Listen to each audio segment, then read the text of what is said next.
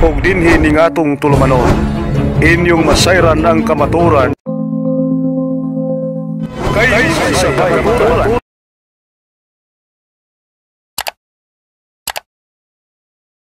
Okay, so atin ang ibigay muna kay Brother Wendell Talibong para sa kanyang topic ngayong gabi at shoutout ko na rin yung aking mama, Concepcion Alabado. At idadami ko na rin sa sa shoutout din yung aking tatay, Isayas Alabado. So, aking ibabalik na kay Brother Wendell para sa kanyang topic ngayong gabi. Brother Wendell, go ahead. Okay, maraming salamat Brother Jando at sa ating mga kasama. Sa pagkakataong ito, ating sasagutin, may nag-comment dito na kaanib ng iglesia ni Kristong Tatag ni Felix Manalo na sabi niya, Mr. Recording in Tamperd, progress. panay kang paninira sa iglesia. No? So, ang INC kasi, mga kapatid, kung maalala ninyo, di mabubuhay ito kundi maninira sa pananampalatayang Katoliko. Kaya, lahat ng mga ministro nila ay meron talagang mga aklat Katoliko pero pinagchap-chap. Sinagot lang natin. At yung sinabi niyong Mr. Tamperd panay na paninira, alam niyo, na ba't kayo umanib sa Tamperd na sekta? Ayon sa ministro ni Felix Manalo, yun daw pagluhod, katumbas daw sa pagluhod ay pagsamba. Ito mga kapatid, pakinggan ninyo. At sa Biblia po, yung pagluhod, katumbas doon, pagsamba. Ito po, babasahin ko po itong Awit 95. Ang talata po ay 6. Pakinggan po ninyo. O magsiparito kayo, tayo'y magsisamba at magsiyukod. Tayo'y magsiluhod sa harap ng Panginoon na may lalag sa atin. Yung pagluhod, katumbas pagsamba. Yung pagluhod, katumbas pagsamba.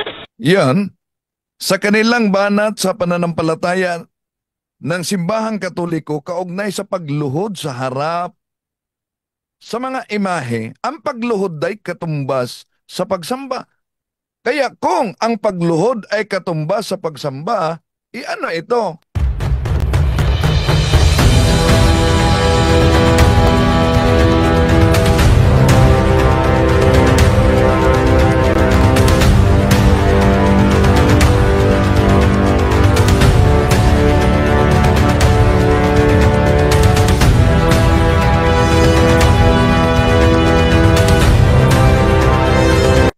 See?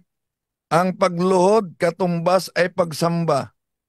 So kung ang pagluhod ay katumbas sa pagsamba, ang kanilang mga ministro lumuluhod sa harap ni Eduardo Manalo. Ibig pa sabihin, sinamba na nila si Eduardo Manalo sa nakita ninyo na video.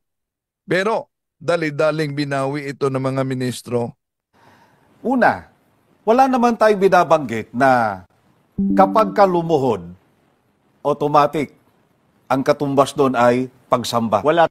So wala daw umanong binanggit sila na pagka lumuhod, katumbas doon pagsamba. Balikan natin ang ministro nila. At sa Biblia po, yung pagluhod, katumbas doon pagsamba. Ito po, babasahin ko po itong Awit 95. Ang talata po ay 6. Pakinggan po ninyo. O magsiparito kayo, tayo'y magsisamba at magsiyukod. Tayo'y magsiluhod sa harap ng Panginoon na may lalag sa atin.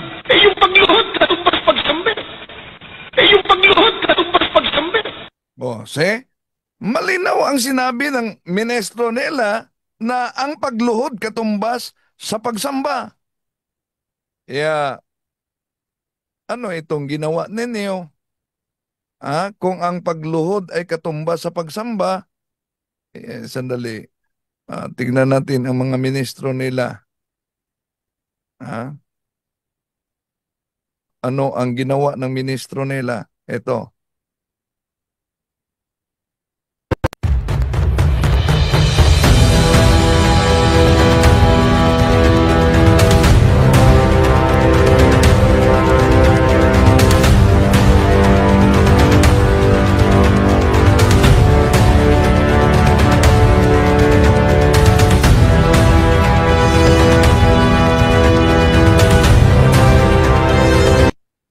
So, malinaw yan.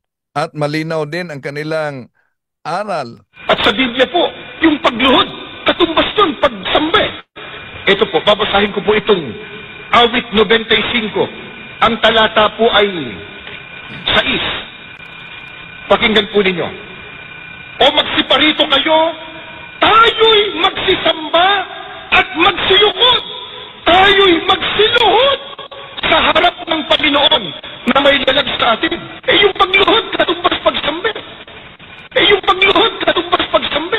Yan, malinaw mga kapatid na ang pagluhod daw ay katumbas sa pagsamba.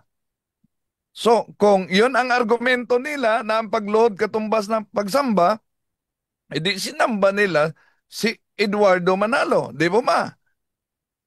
Pero tatalakayin natin mga kapatid, itong matagal ng banat nila gamit ang Aklat Katoliko.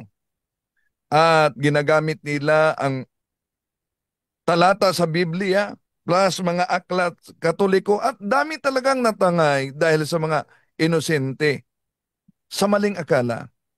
Ginagamit nila Exodo Kapitulo 20, versikulo 4 hanggang 5. Wala tayong tutol diyan. Leviticus Kapitulo 26, versikulo 1. Wala tayong tutol diyan. Na bawal yuyukod sa mga Diyos-Diyosan. Ang binanggit po sa naturang talata na bawal kang yuyukod sa ibang Diyos o false God. Yun ang tinatawag na Diyos-Diyosan. Pero ang tanong, yun po bang larawan ng Mahal na Birhen Maria? Larawan ng mga santo?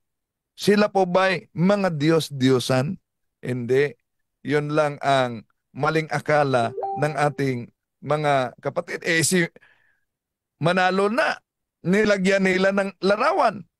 Pero, ang paggalang ba sa mga santo, ito ba'y mag-glorify ang Panginoon? Ito ang mabasa natin sa Christian Community Bible, sa 2 Thessalonians chapter 1 verse 10, on that day the Lord will be glorified in His saints.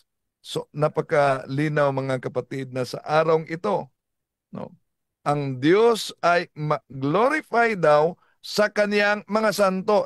Wala naman silang santo. Kung tingnan natin at pag-aralan natin mabuti mga kapatid, kahit sa panahon ni Propeta David, may naganap na pagluhod. Saan?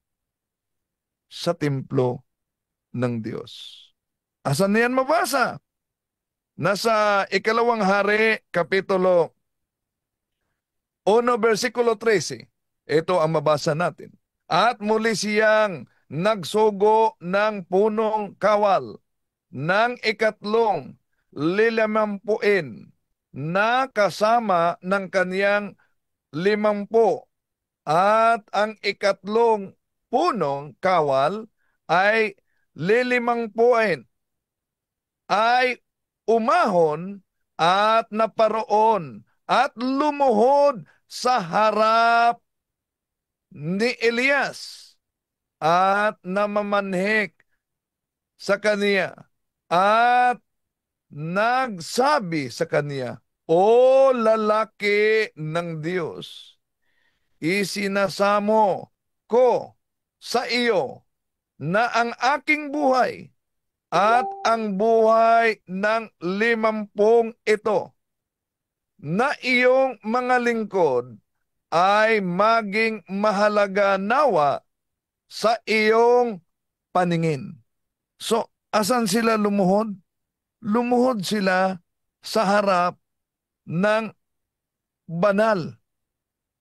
Ibig ba sabihin na yung pagluhod nila sa harap nito ay dinyos na? Hindi. Dahil yung pagluhod na yan, kung tingnan natin ang salin ng ang salita ng Diyos, ay nangangahulugan hindi sa pagsamba bilang Diyos, kundi sa paggalang. Ito ang ating mabasa. Nagpadala ang hari ng 3 opisyal kasama ang 50 tauhan. Pagdating ng opisyal kay Elias, lumuhod siya bilang paggalang at nagmamakaawa, lingkod ng Diyos. Mahabag ka sa akin at sa mga tauhan ko. See? Lingkod ng Diyos. Nasa lumang tipa na pala, lumuhod at humingi ng tulong. Mahabag ka sa akin. Ngayon, napakalinaw yan sa Biblia. At kung tingnan din natin ang awit, Kapitulo 95, versikulo 6, ito ang ating mabasa. Tayo't na't lumapit sa kanya'y sumamba at magbigay galang, lumuhod sa harap ni Yahweh na siyang ating may lalang. So, napakalinaw ang mabasa sa naturang talata, mga kapatid. Una, nakahiwalay yung binanggit na sumamba at lumuhod. Kaya hindi magkatulad yung luhod at pagsamba. Dahil kung magkatulad yon na ang pagluhod ay pagsamba na, lumuhod ang mga ministro sa harap ni Eduardo, therefore, si Eduardo ay sinamba nila. Di ba ba? Yan lang ang logic natin, mga kapatid.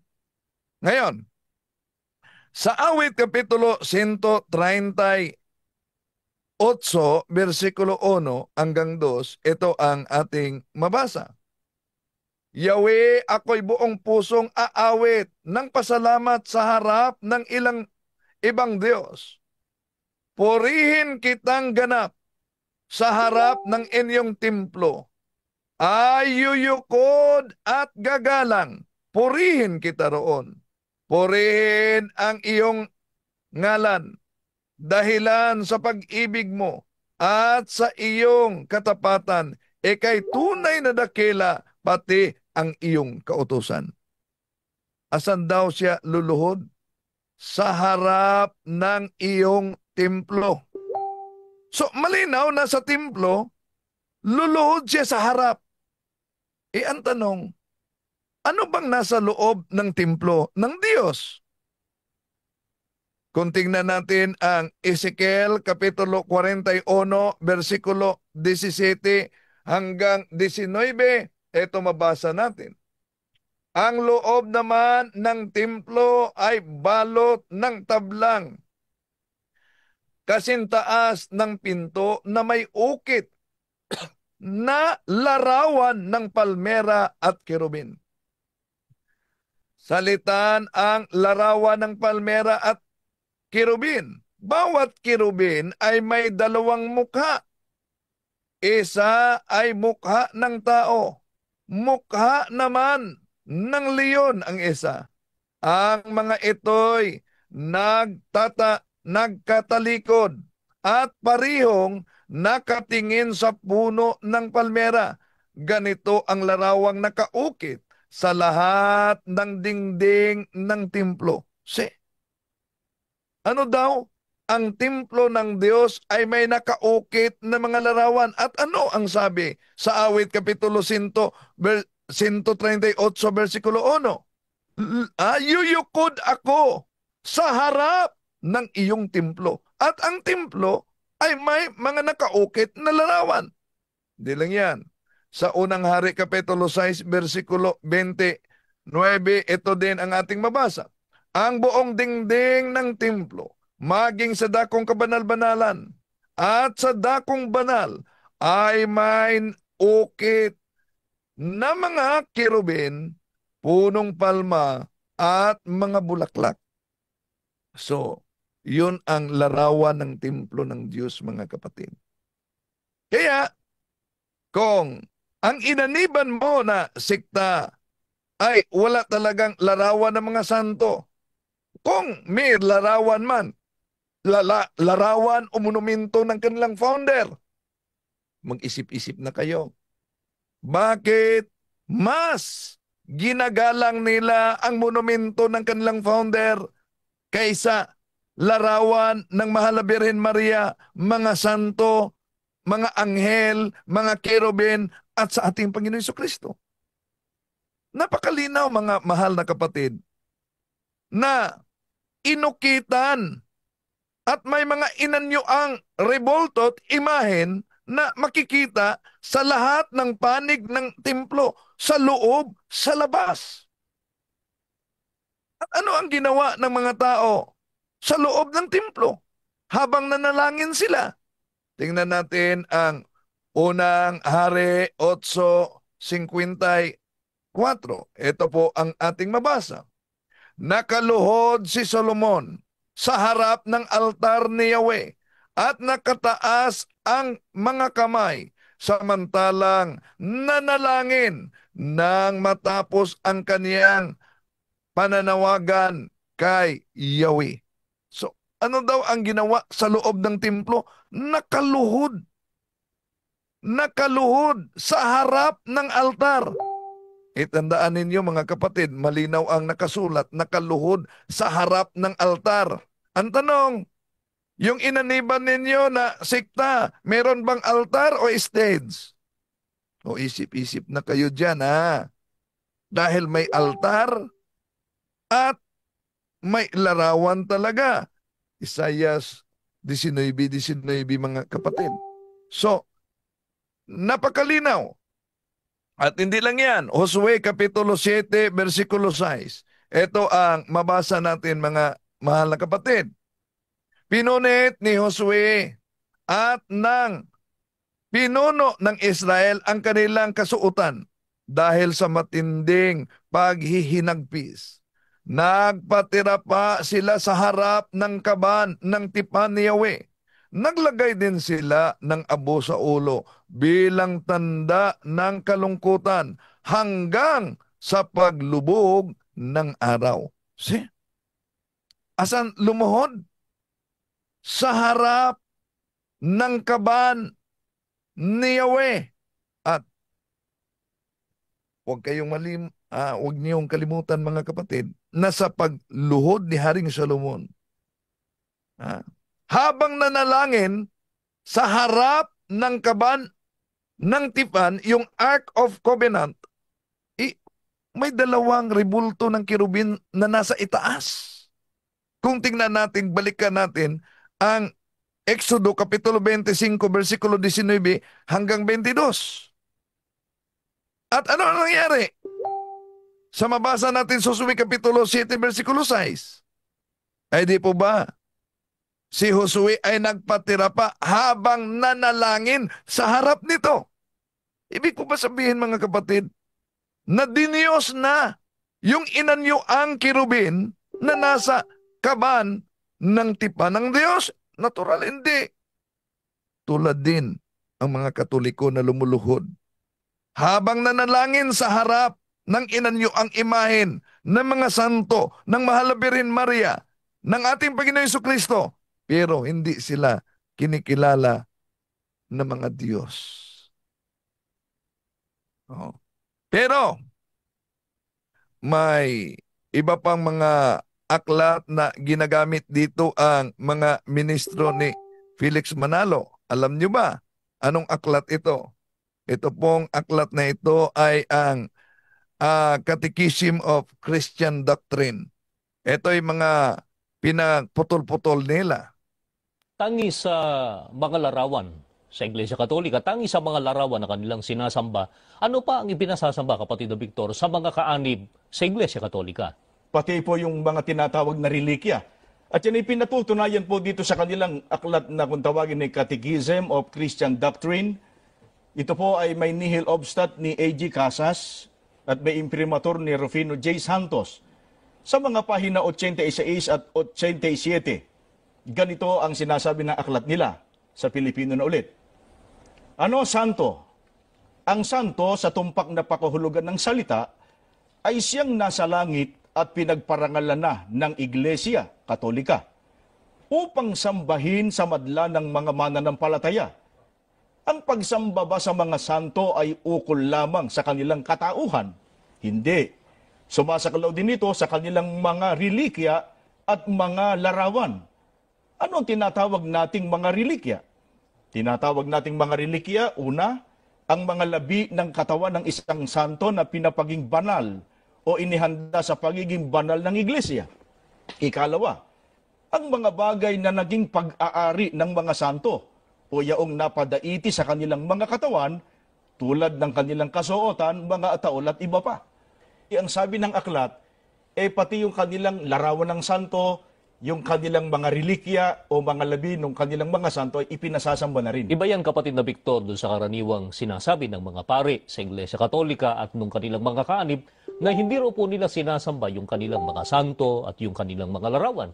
Ngayon, ayon sa aklat na yan, sino raw ba yung kanilang tinatawag na santo na dapat daw sambahin? Sila raw po yung mga taong nasa langit na at pinagparangalan na ng Iglesia Katolika upang sambahin daw sa madla. Bukod sa mga larawan, sinasamba raw yung mga relikya. Ano raw ba yung tinatawag na mga relikya? Ayon po sa kanilang aklat mismo, yan daw ang mga labi ng katawan ng isang santo na pinapaging banal o inihanda na sa pagiging banal ng Iglesia Katolika at ang mga bagay daw na naging pag-aari ng mga kinikilala po nilang santo, maging yung mga napadaiti sa kanilang katawan, tulad ng kanilang kasuotan, mga ataol at iba pa.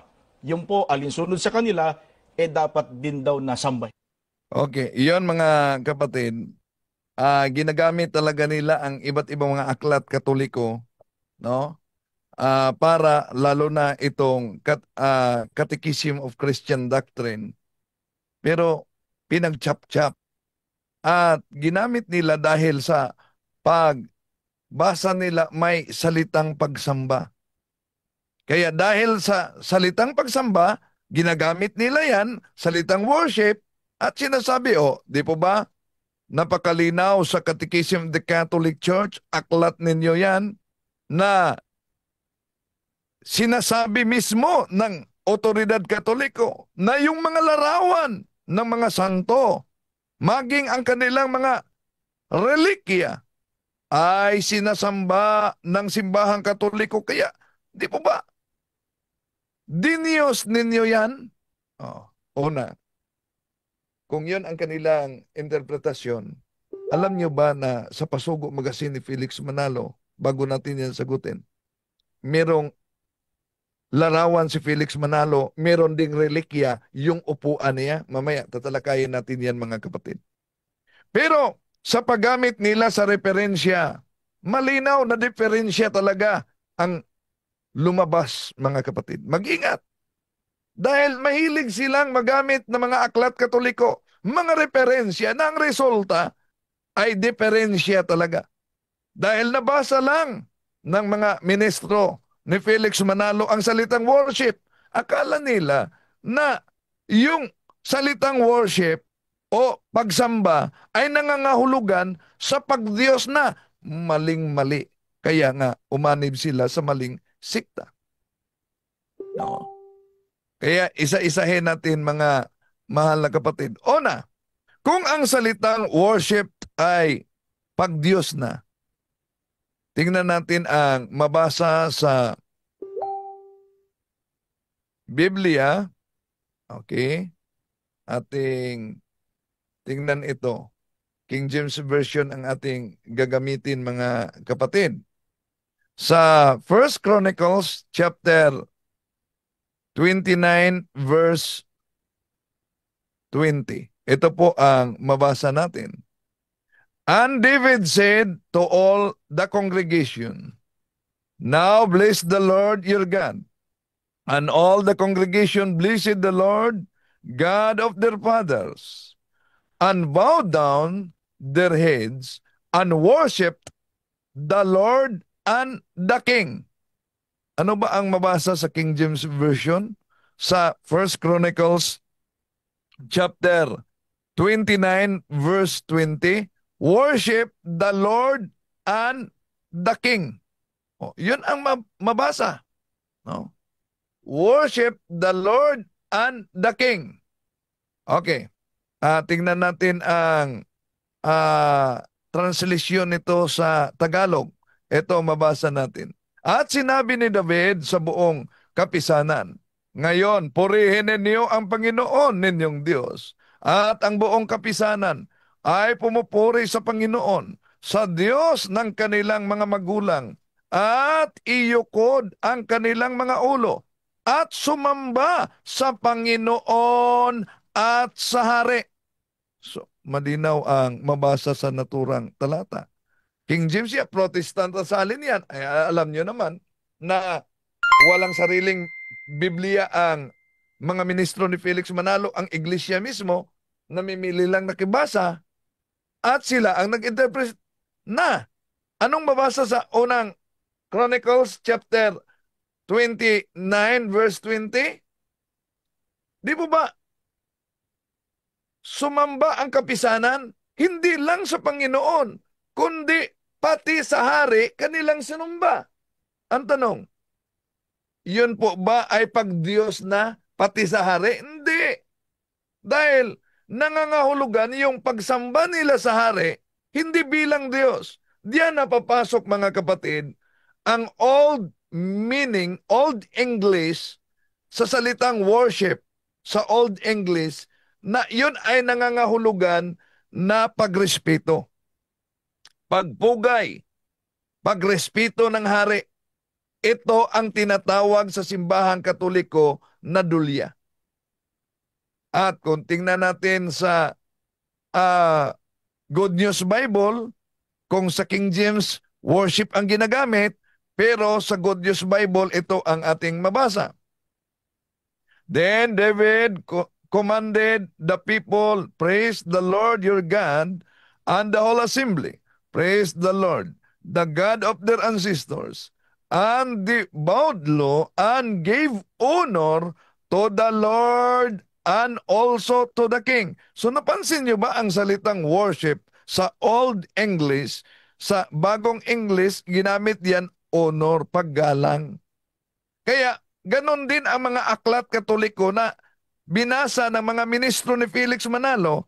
Pag mabasa ang salitang worship, yun ay tumutukoy sa veneration, paggalang.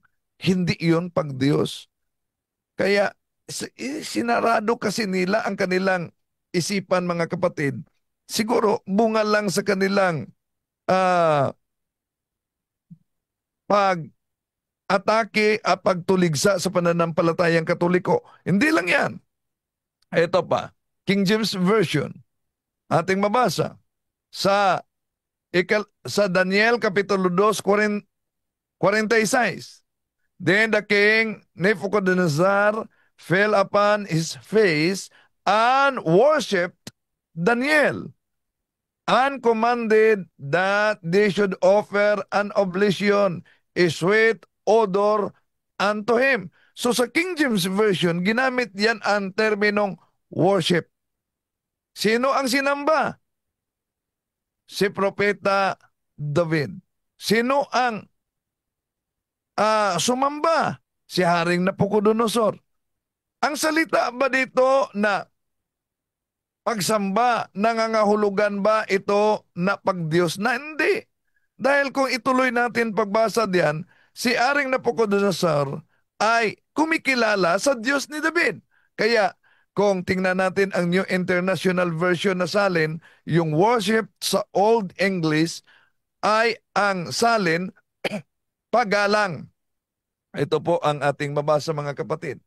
The king Nebuchadnezzar fell prostrate before Daniel and paid him honor and ordered that an offering and incense be presented to him. So, ano daw? Honor, yung worship na ginamit sa King James Version, ibig sabihin honor. Ang mga binigay na talata, mga kapatid, napakalinaw. Diyan na pumasok ang Latin na kahulugan ng dulya, hyperdulya, latria. No? Yung dulya, yun po ang pagrespeto, paggalang, pagpugay. No? At tinatawag din sa Old English na pagsamba. Ngunit, ang ibang kahulugan, honor. Pero kung ang pagsamba na ibinigay kay Santa Maria sa ayos mga aklat ng Katoliko, yun ang termino na tinatawag hyperdulya. Kahit nga ang anghel na mas mahigit sa tao. Anong sabi ng anghel? Ito ang mabasa natin mga kapatid. And the angel, Lucas Kapitulo 1:28, and the angel came to her and said, "You are honored very much, very much. You are favored, woman." So, yun ay tinatawag na hyperdulia, no? Sa termino, theological term ng simbahan, mga kapatid. Okay?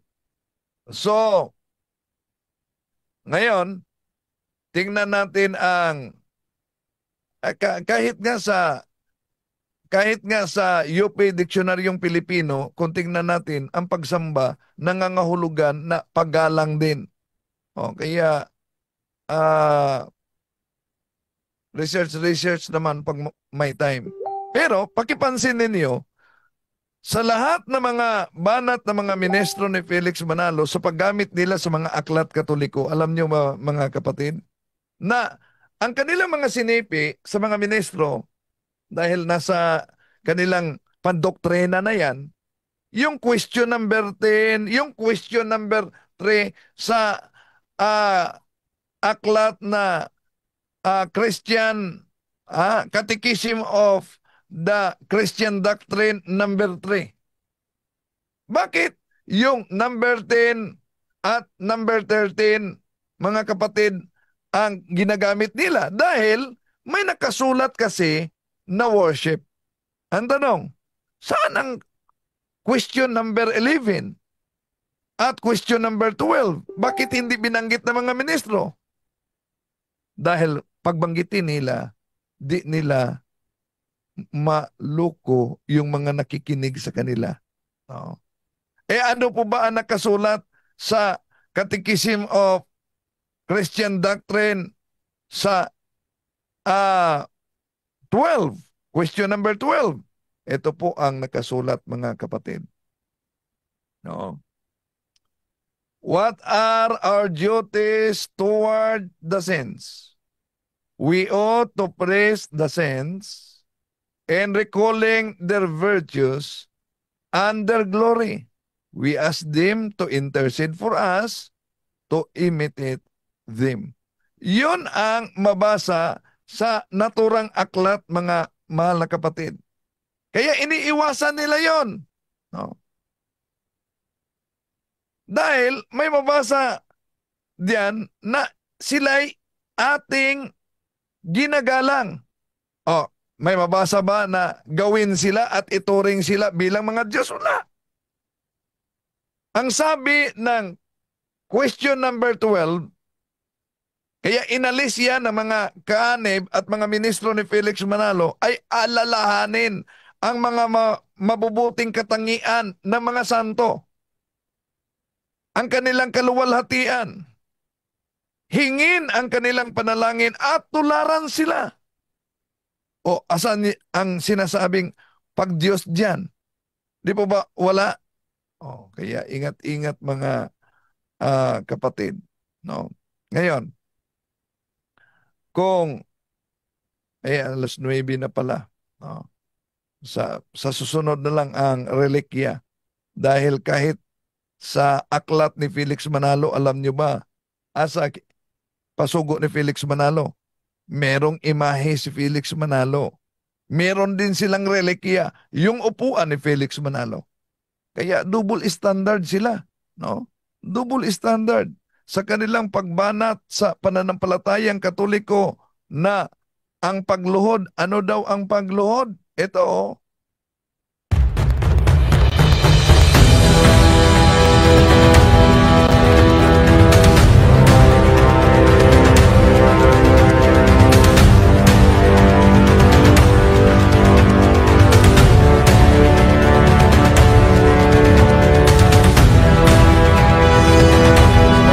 lumuluhod sila sa harap mismo ni Eduardo Manalo. Ano ang kanilang aral?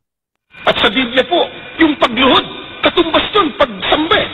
Ito po, babasahin ko po itong awit 95. Ang talata po ay 6. Pakinggan po ninyo. o magsiparito kayo, tayo'y magsisamba at magsilukod.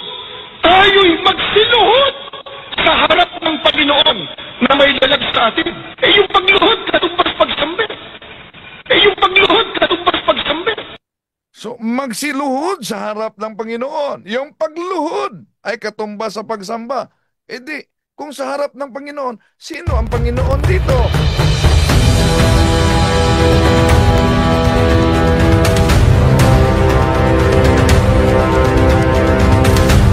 Ay, sinong Panginoon diyan? Kaya agad-agad binawi. Una, wala naman tayo binabanggit na kapag ka lumuhod, automatic, ang katumbas doon ay pagsamba. Wala. Yun. Wala. Umano. Pag lumuhod, ang katumbas, pagsamba. Ano ito? At sa Biblia po, yung pagluhod, katumbas doon, pagsambi. Ano yan?